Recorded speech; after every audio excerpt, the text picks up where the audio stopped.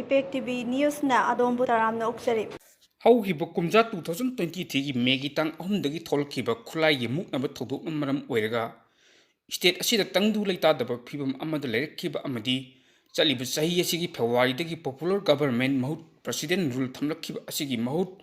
ꯃꯤꯌꯥꯝꯒꯤ ꯂꯩꯉꯥꯛ ꯂꯩꯍꯟꯅꯅꯕ ꯍꯣꯠꯅꯕꯗ ꯀꯨꯀꯤ ꯐꯨꯔꯨꯞꯀꯤ MLAꯁꯤꯡ ꯑꯃꯗꯤ ꯐꯨꯔꯨꯞ ꯑꯁꯤꯒꯤ ꯁꯦꯁꯣꯁꯤꯡꯒꯤ ꯑꯄꯥꯝꯕ ꯂꯩꯔꯛꯂꯤꯕ ꯑꯁꯤꯅ ꯑꯊꯨꯕ ꯃꯇꯝꯗ ꯃꯤꯌꯥꯝꯒꯤ ꯂꯩꯉꯥꯛ ꯍꯟꯖꯤꯜꯍꯟꯕꯗ ꯑꯆꯧꯕ ꯃꯇꯦꯡ ꯑꯣꯏꯔꯒꯅꯤ ꯈꯜꯂꯤ꯫ ꯃꯤꯌꯥꯝꯒꯤ ꯂꯩꯉꯥꯛ ꯊꯝꯅꯅꯕ ꯀꯨꯀꯤ ꯅꯠꯇꯕ MLAꯁꯤꯡ ꯄꯨꯝꯅꯃꯛ ꯄꯥꯝꯂꯕꯁꯨ ꯀꯨꯀꯤ ꯐꯨꯔꯨꯞꯀꯤ MLA 10ꯒꯤ ꯃꯥꯏꯀꯩꯗꯒꯤ ꯑꯌꯦꯠꯄ ꯄꯤꯗꯨꯅ ꯂꯩꯔꯛꯈꯤꯕ ꯑꯗꯨꯒꯤ ꯃꯍꯨꯠ ꯃꯤꯌꯥꯝꯒꯤ ꯂꯩꯉꯥꯛ ꯁꯦꯝꯕ ꯄꯥꯝꯕꯒꯤ ꯋꯥꯈꯜꯂꯣꯟ ꯂꯩꯔꯛꯂꯤꯕ ꯑꯁꯤ ꯍꯟꯗꯛ ꯁ꯭ꯇꯦꯠ ꯑꯁꯤꯗ BJPꯒꯤ ꯂꯨꯆꯤꯡꯕ ꯑꯃ ꯑꯣꯏꯔꯤꯕ ꯁꯝꯕꯤꯠ ꯄꯇ꯭ꯔ ꯂꯥꯛꯂꯝꯈꯤꯕ ꯑꯗꯨꯗ ꯀꯥꯡꯄꯣꯛꯄꯤ ꯑꯃꯁꯨꯡ ꯁꯤꯁꯤꯄꯨꯔꯗ ꯆꯠꯇꯨꯅ ꯀꯨꯀꯤ MLAꯁꯤꯡ ꯑꯃꯗꯤ ꯁꯦꯁꯣꯒꯤ ꯂꯨꯆꯤꯡꯕꯁꯤꯡ ꯎꯅꯔꯝꯈꯤꯕ ꯑꯗꯨꯗꯒꯤ ꯑꯍꯣꯡꯕ ꯑꯁꯤ ꯂꯩꯔꯛꯈꯤꯕꯅꯤ꯫ ꯃꯤꯌꯥꯝꯒꯤ ꯂꯩꯉꯥꯛ ꯄꯣꯄꯨꯂꯔ ꯒꯚꯔꯟꯃꯦꯟꯠ ꯂꯩꯍꯟꯅꯕꯒꯤꯗꯃꯛꯇ ꯃꯩꯇꯩꯒꯤ MLAꯁꯤꯡꯒꯤ ꯃꯔꯛꯇꯒꯤ ꯑꯃꯕꯨ ꯂꯨꯆꯤꯡꯕ ꯑꯣꯏꯍꯟꯕ ꯀꯨꯀꯤ MLAꯁꯤꯡ ꯑꯃꯗꯤ ꯁꯦꯁꯣꯁꯤꯡꯒꯤ ꯃꯤꯍꯨꯠꯁꯤꯡꯅ ꯁꯝꯕꯤꯠ ꯄꯇ꯭ꯔꯗ ꯊꯝꯈꯤ ꯍꯥꯏꯕ ꯋꯥꯐꯝ ꯂꯩꯔꯛꯂꯤꯕ ꯑꯁꯤꯅ ꯁ꯭ꯇꯦꯠ ꯑꯁꯤꯗ ꯃꯤꯌꯥꯝꯒꯤ ꯂꯩꯉꯥꯛ ꯍꯟꯖꯤꯟꯗꯨꯅ ꯇꯪꯗꯨ ꯂꯩꯇꯥꯕ ꯁ꯭ꯇꯦꯠ ꯑꯃ ꯑꯣꯏꯔꯛꯂꯒꯅꯤ ꯈꯜꯂꯤ꯫ ꯀꯨꯀꯤ MLAꯁꯤꯡ ꯑꯃꯗꯤ ꯁꯤꯚꯤꯜ ꯁꯣꯁꯥꯏꯇꯤ ꯑꯣꯔꯒꯅꯥꯏꯖꯦꯁꯟꯁꯤꯡꯒꯤ ꯃꯤꯍꯨꯠꯁꯤꯡꯒꯤ ꯃꯐꯝꯗ ꯂꯩꯔꯛꯂꯤꯕ ꯑꯍꯣꯡꯕ ꯑꯁꯤꯒ ꯏꯔꯣꯏꯅꯅ ꯊꯥ ꯑꯁꯤꯒꯤ ꯇꯥꯡ 17ꯗ ꯀꯥꯡꯄꯣꯛꯄꯤꯗ ꯀꯨꯀꯤ MLA 9 ꯑꯃꯗꯤ ꯀꯨꯀꯤ ꯐꯨꯔꯨꯞꯀꯤ ꯂꯩꯔꯤꯕ ꯁꯦꯁꯣꯁꯤꯡꯒꯤ ꯃꯤꯍꯨꯠꯁꯤꯡ ꯌꯥꯎꯕ ꯑꯆꯧꯕ ꯃꯤꯐꯝ ꯑꯃ ꯄꯥꯡꯊꯣꯛꯅꯅꯕ ꯁꯦꯝ ꯁꯥꯕ ꯍꯧꯈ꯭ꯔꯦꯁꯨ ꯍꯥꯏ꯫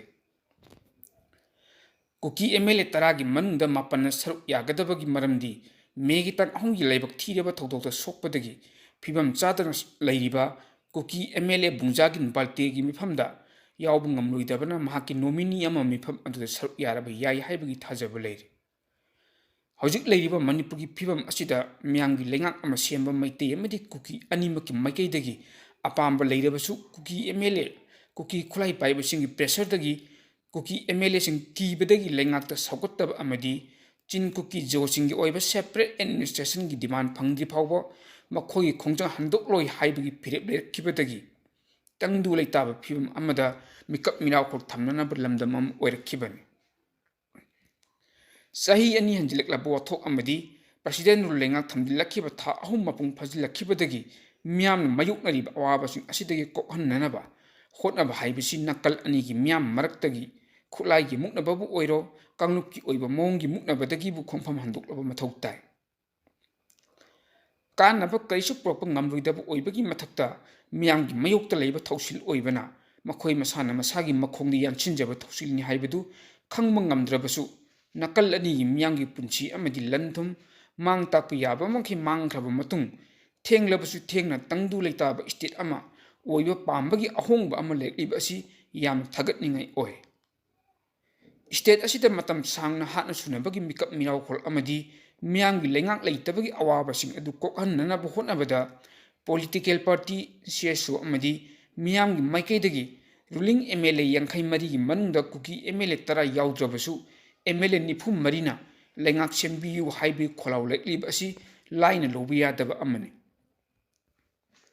ꯃꯤꯌꯥꯝꯒꯤ ꯂꯩꯉꯥꯛ ꯁꯦꯝꯅꯅꯕ ꯊꯧꯔꯥꯡꯗ ꯀꯨꯀꯤꯒꯤ MLA 10 ꯌꯥꯎꯅ MLAꯁꯤꯡꯒꯤ ꯃꯔꯛꯇ ꯌꯥꯅꯕ ꯑꯃ ꯂꯩꯔꯦ ꯍꯥꯏꯔꯤꯕ ꯑꯁꯤꯗ ꯃꯩꯇꯩꯒꯤ MLA ꯑꯃꯅ ꯂꯨꯆꯤꯡꯕ ꯑꯣꯏꯕ ꯍꯥꯏꯔꯤꯕ ꯑꯁꯤ ꯀꯅꯥꯕꯨꯅꯣ ꯍꯥꯏꯕ ꯆꯞ ꯆꯥꯅ ꯈꯪꯕ ꯉꯝꯗ꯭ꯔꯕꯁꯨ ꯃꯤꯌꯥꯝꯒꯤ ꯂꯩꯉꯥꯛ ꯁꯦꯝꯕ ꯃꯤꯌꯥꯝ ꯄꯨꯝꯅꯃꯛꯅ ꯄꯥꯝꯅꯔꯤꯕꯅꯤ꯫ ꯄ꯭ꯔꯁꯤꯗꯦꯟꯠ ꯔꯨꯜ ꯂꯩꯉꯥꯛꯀꯤ ꯃꯍꯨꯠ ꯃꯤꯌꯥꯝꯒꯤ ꯂꯩꯉꯥꯛ ꯊꯝꯅꯅꯕ ꯀꯨꯀꯤ MLAꯁꯤꯡ ꯌꯥꯎꯅ ꯔꯨꯂꯤꯡ MLAꯁꯤꯡ ꯑꯃꯠꯇ ꯑꯣꯏꯕꯒꯤ ꯐꯤꯔꯦꯞ ꯂꯧꯔꯛꯈꯤꯕ ꯑꯁꯤꯅ ꯇꯪꯗꯨ ꯂꯩꯇꯥꯕ ꯄꯨꯔꯛꯄꯗ ꯑꯆꯧꯕ ꯃꯇꯦꯡ ꯑꯣꯏꯔꯒꯅꯤ ꯈꯜꯂꯤ꯫ ꯅꯥꯀꯜ ꯑꯃꯔꯣꯝꯗ ꯃꯅꯤꯄꯨꯔꯒꯤ ꯀꯨꯀꯤ MLAꯁꯤꯡ ꯑꯃꯗꯤ ꯑꯇꯩ MLAꯁꯤꯡꯅꯁꯨ ꯑꯅꯧꯕ ꯂꯨꯆꯤꯡꯕ ꯑꯃ ꯊꯝꯅꯗꯨꯅ ꯂꯩꯉꯥꯛ ꯑꯃ ꯁꯦꯝꯕ ꯄꯥꯝꯂꯤ꯫ ꯃꯁꯤꯒꯤꯗꯃꯛ ꯀꯨꯀꯤ MLAꯁꯤꯡꯅ ꯑꯅꯧꯕ ꯂꯩꯉꯥꯛ ꯑꯃ ꯁꯦꯝꯅꯅꯕ ꯍꯣꯠꯅꯕꯗ ꯃꯇꯦꯡ ꯄꯥꯡꯅꯕ ꯐꯤꯔꯦꯞ ꯂꯧꯔꯛꯈꯤꯕ ꯑꯁꯤ ꯑꯐꯕ ꯈꯣꯡꯊꯥꯡ ꯑꯃꯅꯤ ꯍꯥꯏꯅ ꯀꯩꯔꯥꯎ ꯀꯦꯟꯗ꯭ꯔꯒꯤ MLA ꯂꯧꯔꯦꯝꯕꯝ ꯔꯥꯃꯦꯁꯣꯔꯅ ꯐꯣꯡꯗꯣꯛꯈ꯭ꯔꯦ꯫ ꯋꯥꯐꯝ ꯑꯁꯤ ꯁꯅꯥꯃꯍꯤ ꯀꯤꯌꯣꯡꯗ ꯂꯥꯏ ꯈꯨꯔꯨꯝꯕ ꯂꯥꯛꯈꯤꯕ MLA ꯔꯥꯃꯦꯁꯣꯔꯒ ꯄꯥꯎꯃꯤꯁꯤꯡꯒ ꯑꯈꯟꯅꯅ ꯎꯅꯕꯗ ꯃꯍꯥꯛꯅ ꯐꯣꯡꯗꯣꯛꯂꯛꯂꯤꯕꯅꯤ꯫ ꯃꯍꯥꯛꯅ ꯍꯥꯏ ꯂꯩꯉꯥꯛ ꯑꯃ ꯁꯦꯝꯅꯅꯕ ꯚꯥꯔꯠꯀꯤ ꯄ꯭ꯔꯥꯏꯝ ꯃꯤꯅꯤꯁꯇꯔ ꯑꯃꯗꯤ ꯌꯨꯅꯤꯌꯟ ꯍꯣꯝ ꯃꯤꯅꯤꯁꯇꯔꯗ ꯍꯥꯏꯖꯈꯤꯕ ꯂꯩꯈ꯭ꯔꯦ꯫ ꯑꯗꯨꯒ ꯑꯊꯨꯕ ꯃꯇꯝꯗ ꯃꯅꯨꯡꯗ ꯁꯣꯏꯗꯅ ꯑꯅꯧꯕ ꯂꯩꯉꯥꯛ ꯑꯃ ꯁꯦꯝꯂꯒꯅꯤ꯫ ꯂꯩꯉꯥꯛ ꯁꯦꯝꯕꯗ ꯃꯊꯧ ꯇꯥꯕ MLAꯁꯤꯡ ꯃꯁꯤꯡ ꯁꯨꯒꯗꯧꯔꯦ꯫ ꯁꯦꯅꯤꯌꯔ MLA ꯈꯔꯁꯨ ꯍꯧꯖꯤꯛ ꯋꯥꯔꯤ ꯁꯥꯟꯅꯕ ꯂꯣꯏꯔꯦ꯫ ꯅꯍꯥꯜ ꯃꯈꯩ ꯂꯩꯉꯥꯛ ꯁꯦꯝꯕ ꯉꯝꯗꯅ ꯂꯩꯔꯛꯈꯤꯕ ꯑꯗꯨ ꯁꯦꯟꯇꯔꯅ ꯀꯔꯤ ꯐꯤꯔꯦꯞ ꯂꯧꯔꯛꯄꯒꯦ ꯍꯥꯏꯕꯗꯨ ꯉꯥꯏꯗꯨꯅ ꯂꯩꯅꯔꯛꯈꯤꯕꯅꯤ ꯍꯥꯏꯈꯤ꯫ ꯃꯍꯥꯛꯅ ꯍꯥꯏ ꯍꯧꯖꯤꯛ ꯄ꯭ꯔꯁꯤꯗꯦꯟꯠ ꯔꯨꯜ ꯊꯝꯂꯛꯄ ꯊꯥ 3 ꯁꯨꯈ꯭ꯔꯦ꯫ ruling gi lengak siamba yaba masing dagi hendok MLA yankai manga leirambani adubu MLA amadi leikidre haujuk MLA yankai mari lei masigi manungda kuki MLA tara khaidokrabasu lemhauibasing aduna hayengmak lengak siambadi yabani adubu khwaidagi leibak thibadi maitei amana amabu chingthanabu waikhugi culture ama leiba chief minister amadi minister oiningba masing yamlakpana maram oiraga lengak siam ngamdana ngasi phabu lakhibani mahakna hai anouba lengak ama semnanabagi damakta kuki MLA sing amadi kuki gi seso singi oiba mifam ama megi tang 19 na kangpukpita pangthuklabagi thorong tawri hairi kuki MLA sing lawliba makhata khongthang sing asi yamna karamba mongdi engbu yabagi haina pawmi sing hangmu wang amagi pakhum piraduna MLA ramesona phungdokhibada lengak ama sem haibisi maitei amadi kuki sing laina pame anouba lengak ama semnanaba hotnabada kuki MLA sing mateng pangkhibasi yamna phai haujuk national highway sing chatpa yanaba amadi lamdam asida santi proknaba hotnabada maikai anim anang kathoknaba ama changi tampakta leriba MLA sing aigi isagi oibo wakhalon thadoknaraga laibaki damakta khallaga anouba lengak ama athuba matamna semlabadi miyamna aduki matik phana sonagani loinana handak BJP gi North East in charge Sambit Patrana Manipur da laklam khib adu aikhogi luchingba speaker amadi MLA Khemchan Hakthengna unatun wari sanarame adu aikhogi unahudre Sambit Patrana MLA sing report lawraba matungda Home Minister represent gani haibagi paudi phangbalei haibu wafamju kayaw kendra gi MLA Ramesona phungdokhi ningsingba yai haukiba kumja 2017 dagi hauna N Birena luchingba BJP gi chungsinnaba lengak ama state asida leikiban Birena CM hek oirakpadagi lengak paiminariba singi manungda yanandaba amadi muknabadi adumuk lakhre yanandana chahi mangadi mapung phana adumuk lengak paikre rajniti gi khongchep hainabi marakta leikiba lengak yamna waki haiba punamana khangi sit humpu leiba Manipur Assembly de MLA kunipan kaba Congress na single largest party oijrabasu sarkar sem ngambagi shakti dumadi leikide maramdi center da laiba NDA lengak na Manipur da BJP luchingba lengak ama thamnana bu hotnabada tawba yaba thabak kaya tawki madun maram oiraga Birena luchingba BJP gi chungsinna ba lengak ama semkibani BJP na luchingba lengak oirabasu lengak paiminariba sing MLA sing minister sing dagi maraktagi ngaiak laitan thuwaina bu hotnaki lengak paiminariba singi marakta amana amabu chingthana bu hotnaduna lakhi lengak paibadi yawriba atopa political party minister MLA sing nasu Biren gi mayokta leptuna yang sagatna ba atumo leikibani asigum sairak asida malem pumda COVID-19 gi chaitheng phanglakpadagi Manipur da sumadu gi chapcha ba chaitheng adumak phangbadagi adukki mati wanaki seltungi phibam haingai leitin chokchin gi miyam thamtengna wanaki lengak ama leibagi haunabi mapung phana miyam gi thabak ton pangtopungam kide marak asida Rajya Sabha da Manipur gi oina simhut ama thagatna bagi mikhalchu pangtokibani lengak ki maikai dagi Manipur da Maharaj ining thole sema sana jawbabu nominate tawki pangthok kadawriba Rajya Sabha gi mikhal aduda karigum ining thole sema sana jawban maiki batarabadi Birena luchingba BJP gi chungchunna belenga adumak turaga ni haina miyamna pana kibani punnamak asi oidunasu center da laiba NDA lengak amadi Manipur da laiba Birena luchingba lengak araibidi natte tongan ba state sing kaya sijinnaduna ining thole sema sana jawbabu mikhal mai pakhananaba yamna kannu hotnakibani asigum zairak asida Birena luchingba lengak aduda saukatpa natana lengak aduda deputy CM ju oiba finance ki phamju pairibu wai Joy Kumarna luchingba MLA Birena lengak tagi withdraw tothoke Birena gi lengak ta Congress MLA thongnawjum Syam Kumar matomda saukatpa loinana lengak aduda minister gi phamju piki MLA kunipan leiba Congress tagi Syam Kumar chatkraba matung MLA kuntere khaktam lehauki adubu deputy chief minister Joy Kumar luchingba MLA sing aduna Congress ta support tawragadi Congress na sarkar sem yabagi sting adu leire haina panaki oirakliba phibam asina maram oiraga lengak paiminariba amadi opposition ani gi marakta kem to ba hounaki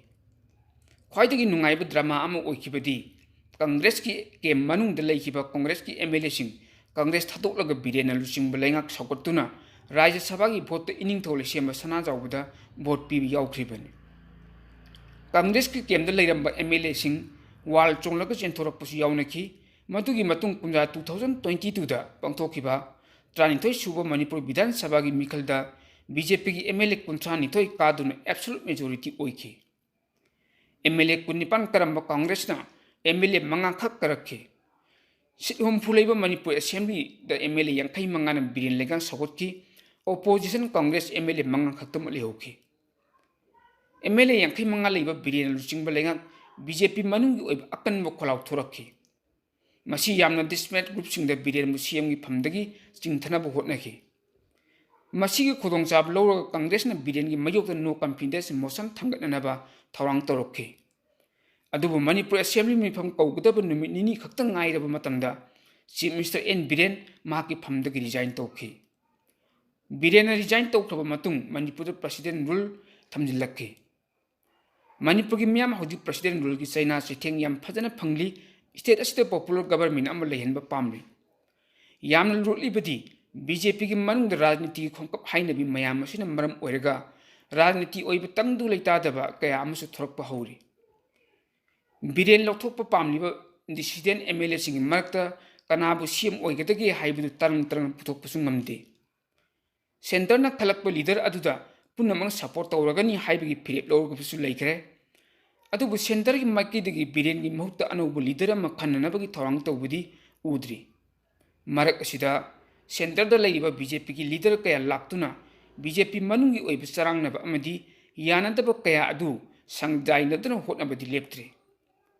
हंदक्तसु north east की incharge ओइरिबा doctor Sambit Patra मसा लाक्तुना MLA मयाम मथंग मथंग उनरमखि मागना हानेगी chief minister N Biren speaker TS Satyabrata अमदी मणिपुर गवर्नर अजय कुमार भालागा फजन उनरमि